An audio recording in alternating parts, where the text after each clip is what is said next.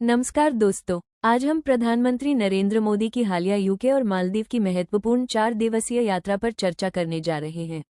ये यात्रा न केवल भारत के इन दोनों देशों के साथ संबंधों के लिए महत्वपूर्ण है, बल्कि क्षेत्रीय और वैश्विक भू राजनीति में भी इसका गहरा प्रभाव है। आइए, सबसे पहले इस यात्रा का एक संक्षिप्त अवलोकन करें।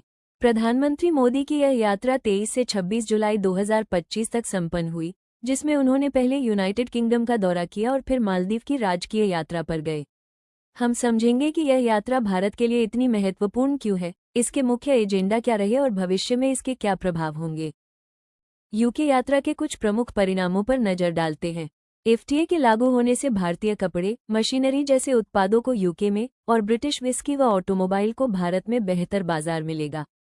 तकनीकी सहयोग के तहत आय और डिजिटल परिवर्तन में साझेदारी पर जोर दिया गया है, जबकि रक्षा संबंधों में संयुक्त सैन्य अभ्यास और रक्षा उत्पादन को बढ़ावा मिलेगा।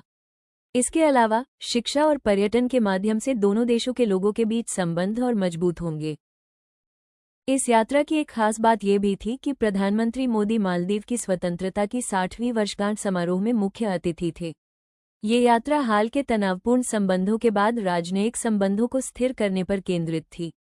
इसमें व्यापक आर्थिक और समुद्री सुरक्षा साझेदारी को आगे बढ़ाने और भारत द्वारा दी जा रही विकास सहायता पर भी चर्चा हुई।